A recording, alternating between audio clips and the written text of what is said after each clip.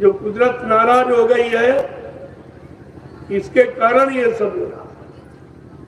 और ये कुदरत की नाराजगी जानते नहीं, न तुम्हारा राजा जानता न तुम्हारी प्रजा जानती, किसी को नहीं मालूम। और संत महापुरुषों को मालूम है तो उनकी कोई सुनता मानता नहीं, तो फिर कैसे बचोगे? लेकिन वो अपना फर्ज बराबर अदा करते, वो संदेश हमेशा देते ही रहते, जगाते ही रहते। इसलिए आज भी आपको जगाया जा रहा, राजा प्रजा दोनों के लिए संदेश दिया जा रहा, क्योंकि कुदरती जो आपत्ति आएगी उससे राजा प्रजा कोई नहीं बचेगा, वो तो सब पर आएगी समान रूप से। इसलिए महात्मा फकीरों ने कहा है, ऐ भारत के लोग, तुम अभी होश में आ जाओ, कुदरत तुम्हारे काले कारनामों से सख्त नाराज। जो तुमने मार काट, हिंसा, चोरी, कत्लेआम, बेचार कुचार, झूठ, छल, कपट, बेईमानी किया, उससे कुदरत सख्त नाराज है। इसलिए अब होश में आ जाओ, कम से कम मानव कर्म तो करो जिससे आपकी अन्य योनियां 83,99,999 योनियां तुम्हारी बच, तुम फिर से मानो योनि पा जाओ। तो अपने रखे सामान का प्रयोग कर लो, जो मकान, दुकान, जमीन बनाई, बाल बच्चे, उनका लाभ ले लो भाई। महात्मा तो सब तरफ से आपकी मदद करना चाहते, लेकिन दुनिया ऐसी बाबरी, कोई ग्राहक नहीं, कोई सुनने वाला नहीं, देना तो बहुत और बराबर आवाज लगा रहे हैं कि नींद त्यागो जरा आँख खोलो, नींद त्यागो जरा आँख खोलो, नींद त्यागो जरा आँख खोलो, नींद त्यागो जरा आँख खोलो। कब तलक यूं ही सोते रहोगे, कब तलक यूं ही सोते रहोगे, पाप गठरी पटकी तो जमी पर, पाप गठरी पटक तो जमी पर, कब तलक पाप ढोते रहोगे, कब तलक पाप ढोते रहोगे। ऐसा सृष्टि में किसी ने नहीं कहा कि हम तुम्हारे अनंत जन्मों के पापों के गट्ठर को उतार देंगे, ऐसा किसी ने नहीं, न राम ने, न कृष्ण, न हनुमान ने, शंकर, किसी ने ये नहीं कहा। लेकिन बाबा जी ने क्या कहा, यही तो आपको समझना चाहिए कि संत महात्मा इन शक्तियों से बहुत आगे। भगवान राम ने भी जिनकी महिमा की, प्रथम भक्ति संतन कर संगा, दूसर रत मम कथा प्रसंगा। पहली भक्ति है संतों का साथ, उनका सत्संग, उनके वचनों को सुनना, अपने जीवन में उतारना, अपने मानव जीवन को कृतार्थ करना। भगवान राम ने कहा कि संत हृदय नवनीत समाना, कहा कबिन पर कहा न जाना। संतों का हृदय नवनीत माने मक्खन के समान, बिल्कुल सीधा ठंडा और सबको लाभ देने वाला। लोगों ने कहने का प्रयास किया लेकिन वाणी से उसका बखान नहीं कर पाए। ऐसी महिमा है उनके हृदय, जिनके हृदय में सबके लिए जगह है, सबके लिए आस्था है, सब पर विश्वास, सबको समानता समान रूप से देखते। उनके हृदय में कोई जाति पात, कोई छोटा बड़ा, गरीब अमीर, कोई स्त्री पुरुष का कोई झंझट नहीं, कोई इन सब से परे। इंसान देखता स्त्री, महात्मा देखते हैं जीव, वो जीव जीवात्मा जीवात्मा भी स्त्री नहीं। तुम कह रहे हो स्त्री शरीर, वो कहते हैं जीवात्मा का शरीर, जीवात्मा के रहने का मकान, जीवात्मा इस शरीर में रहती उसका घर है। तुम्हारे आत्मा में यही अंतर है और तभी तुम उनको समझ नहीं पाते।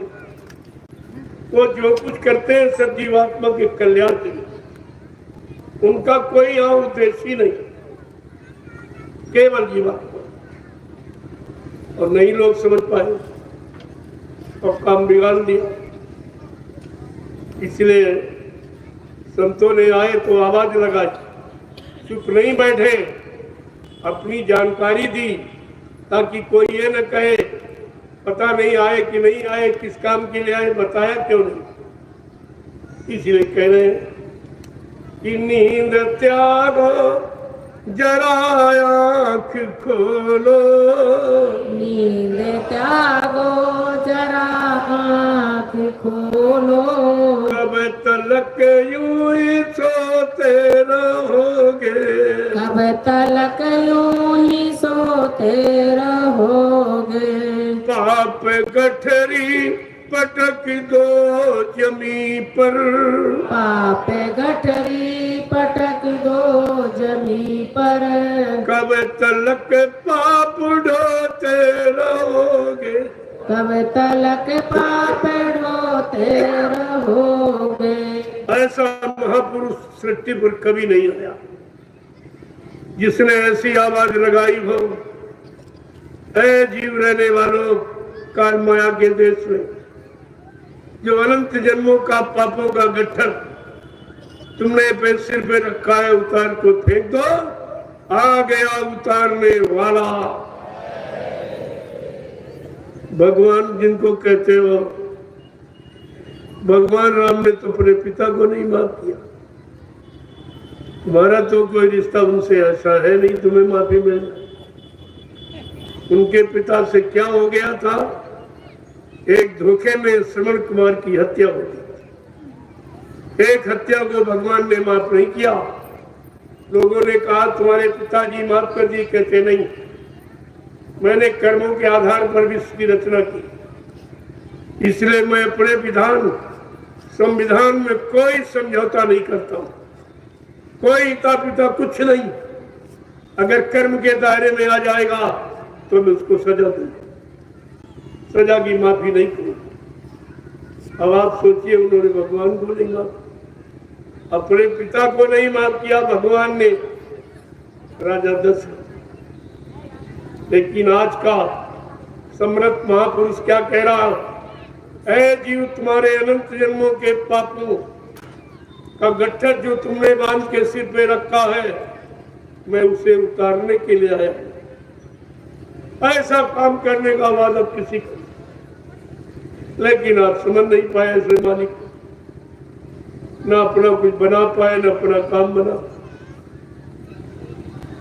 आगे समझा के क्या कहते, एक एक चीज को कि रूप प्रभु का गुरु ने बनाया, रूप प्रभु का गुरु ने बनाया, जिसको बिरला कोई जान पाया, जिसको बिरला कोई जान पाया।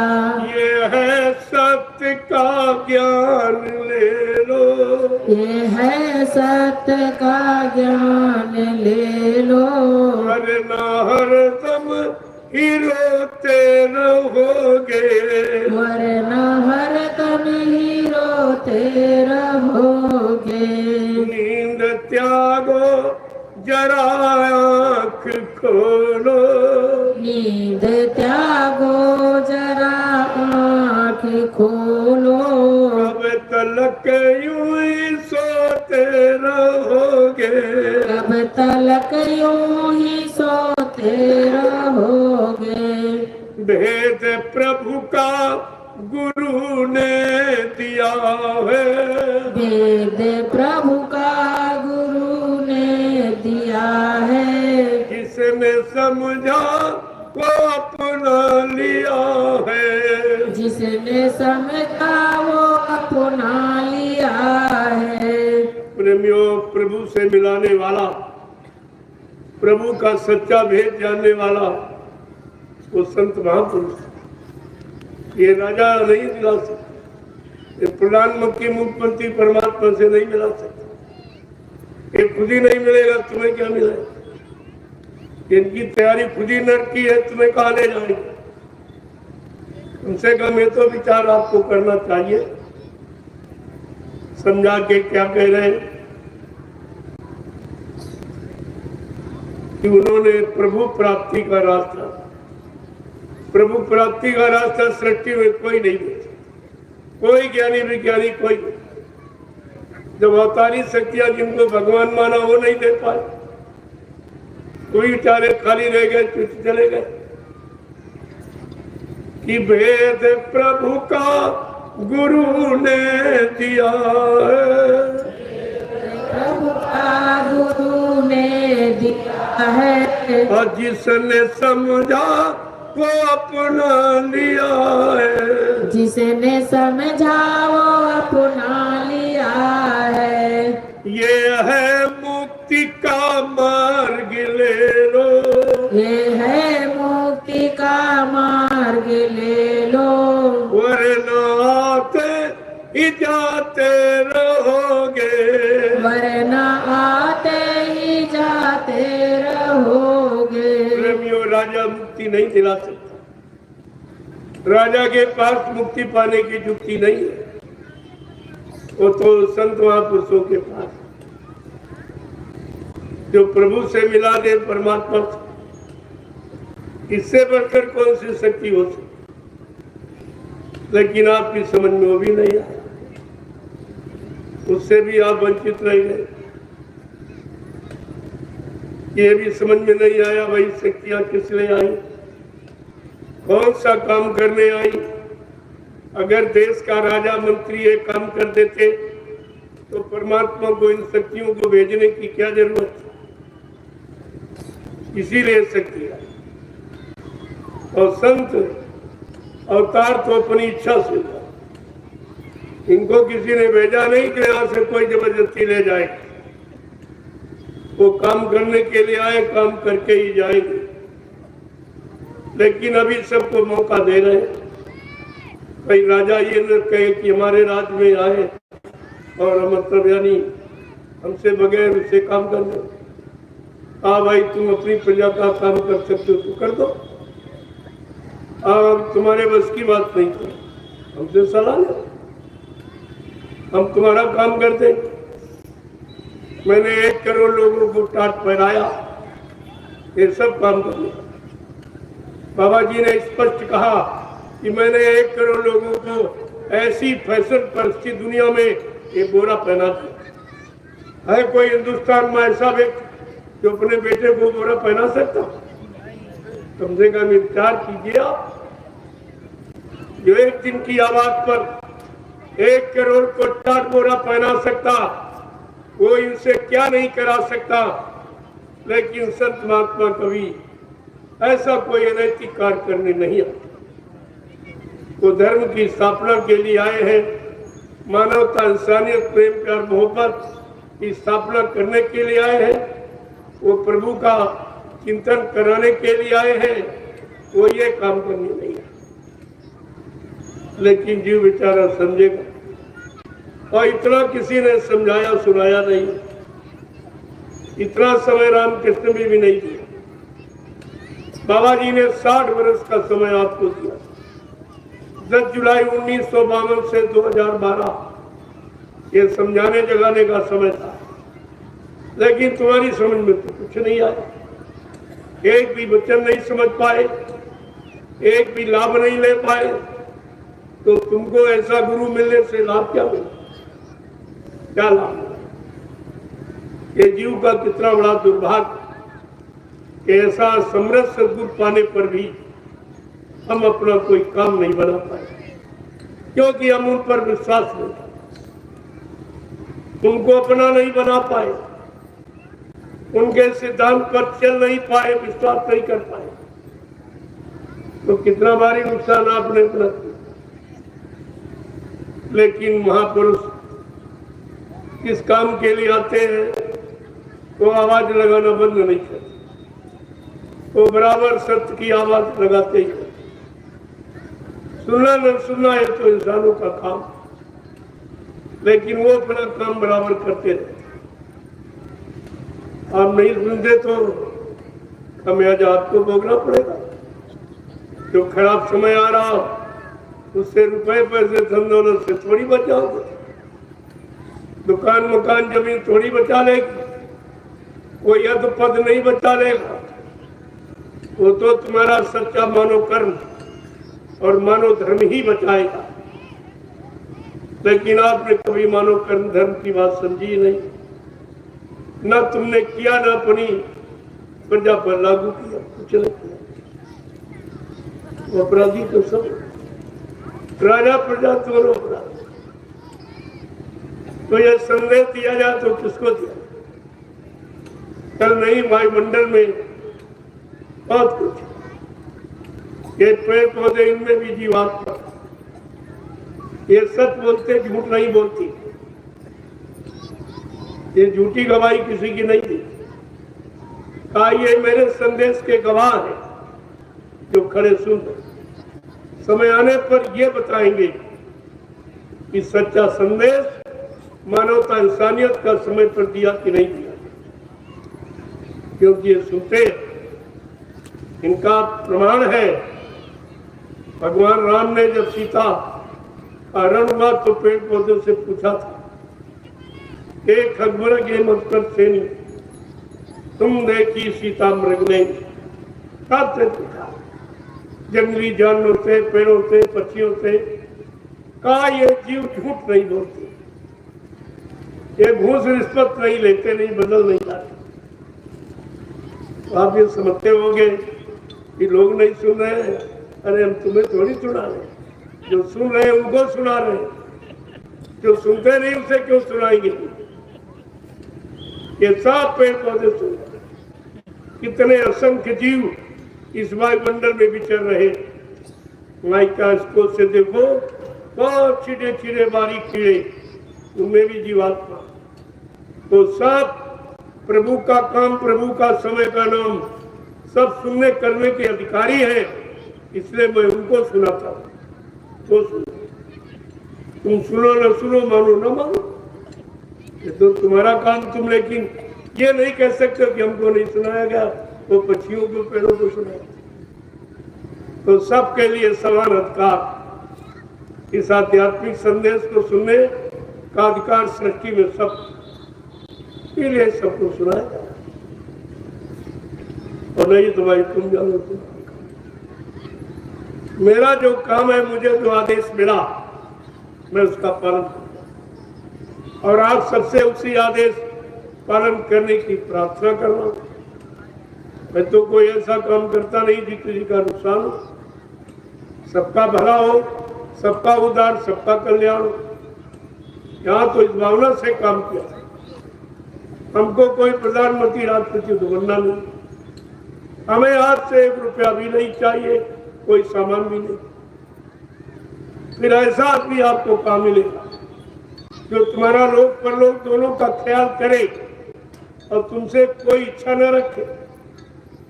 ये है निस्वार्थ, इसी को कहते हैं परमार्थ। ये परमार्थ का रास्ता है जो जीवों के लिए रखा गया, जीवों को लाभ देने के लिए। ये परमार्थी रास्ता है जो हिंदुस्तान में कोई जानता ही नहीं, और न कोई परमार्थी जगह पर चल रहा है, न किसी जीव को चलने की सलाह दे रहा। जब उसे पता ही नहीं तो बेचारा क्या सलाह। तो धीरे धीरे धीरे धीरे सबकी समझ में आ जाएगा। ऐसा नहीं है कि जो कहा जा रहा है वो ऐसे व्यर्थ में जा नहीं, वो सब छप रहा। कुदरत के पास एक कैमरा है, वो सब ये छाप रही कि किस समय क्या क्या संदेश दिया गया, जीवों के हित के लाभ के लिए या राजा प्रजा को सचेत करने के लिए कुछ संदेश दिया कि लोगों ने नहीं दिया, वो सब छप रहा। आप ऐसा मत समझे कि छापने वाले तुम ही हो।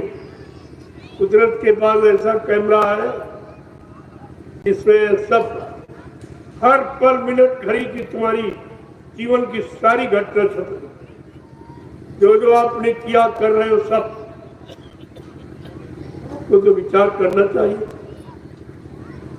ये सब ऐसे ही हवा में नहीं हो रहा, इसका कोई न कोई कारण है, मतलब है, तभी आपके सामने रखा जाओ। नहीं कोई कह रहा हिंदुस्तान में सब बहु, न कोई महात्मा कह रहा न कोई नेता कह रहा।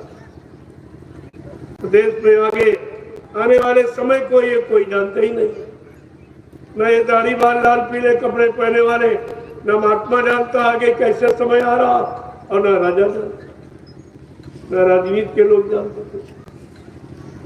इसलिए ये तो बिल्कुल अलमस्त है, इनको दिखाई नहीं दे रहा, बेचारे क्या कहें क्या माने। और देखने वाली आंख है लेकिन उसका वो बंद है, खुली नहीं।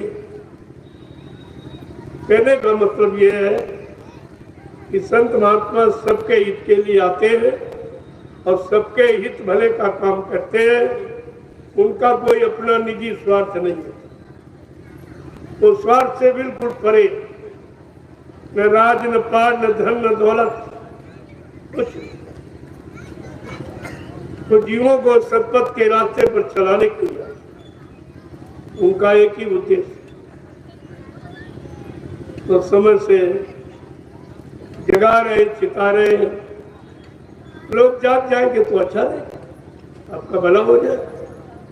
नहीं जागोगे भाई तो जानो तुम्हारा काम, लेकिन वो फर्ज से कभी पीछे। आज आपत्ति का मुसीबत का इतना खराब समय दिखाई दिया, इतना खराब समय तो कभी आया ही नहीं। जब किसी चीज पर जोर दिया जाए या बल दे के कहा जाए तो समझ लो कुछ ना कुछ होने वाला।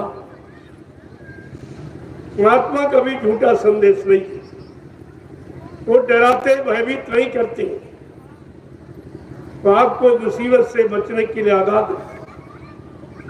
कि किसी तरह से उस मुसीबत से ये जीव बच जाए, क्योंकि उनको मानव शरीर की कीमत मालूम है कि करोड़ों जन्मों की तपस्या, करोड़ों जन्मों के पुण्य, करोड़ों जन्मों की सेवाएं जब आपकी एकत्र हो जाती, उनका उदय होने का वक्त आता है, तब परमात्मा खुदा की तरफ से ये जिस्मानी मस्जिद और मनुष्य मंदिर आपको तकसीम दिया कि जाओ अब की बार इस मनुष्य शरीर जिस्मानी मस्जिद में किसी संत महात्मा फकीर की तलाश करके अपने घर का रास्ता पूछ लेना और खुदा का दीदार करना, परमात्मा का दर्शन। तो फकीरों के जरिए, तो किताबों के जरिए खुदा नहीं मिलेगा। वो ईंट पत्थर के मकान बना डालो, उससे उसमें आवाज लगाओ तो खुदा परमात्मा नहीं मिलेगा। जब मिलेगा इसी मनुष्य रूपी मंदिर और जिस्मानी मस्जिद, क्योंकि खुदा की रूह इसी में बैठी है और परमात्मा की जीवात्मा इसी में बैठी। ये सच्चा मंदिर मस्जिद है। वो नकली ईंट पत्थर वाला जो तुमने बताया, ना उसमें खुदा की रूह है ना परमात्मा की आत्मा, वो तो नकली है। और असली नकली में फंसा, असली नकली में सीधा प्रणाम कर रहा, असली नकली में आवाज लगा रहा, बेचारा समझ नहीं पा रहा। आवाज लगाने पर बोलता भी नहीं खुदा परमात्मा, फिर भी अल्लाह मचा रहा। धीरे धीरे अल्लाह मचाते मचाते उसकी आदत बन गई और कहती अल्लाह में अल्लाह। मैंने पूछा भाई अल्लाह मचाने से किसी को अल्लाह मिला, किसी को परमात्मा मिला है? कितने दिन से आप मस्जिद में हिंदू लाउड स्पीकर लगा के अल्लाह मचा रहा, मस्जिद में मुल्ला मौलवी लाउड स्पीकर लगा के अल्लाह मचाता, ग्रंथी गुरुद्वारे की चोटी पर लाउड स्पीकर लगा के अल्लाह मचा रहा, पादरी गिरजाघर की चोटी पर लाउड स्पीकर लगा के अल्लाह मचा रहा। मैं तो सबसे पूछ रहा हूँ ऐ हल्ला मचाने वालों, तुमको अल्लाह, तुम्हें परमात्मा खुदा घाट मिला? कहते नहीं।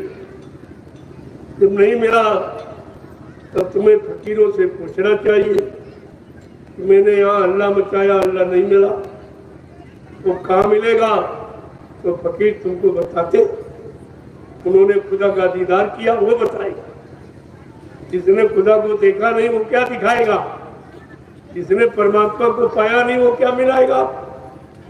इस बात पर तो आपने कभी विचार किया नहीं, और इसी सब अल्लाह में जो सब जुटे पड़े, किसी की सुनते भी नहीं और कोई मिलता भी नहीं, और फिर भी अल्लाह हल्ला बचाना बंद नहीं कर।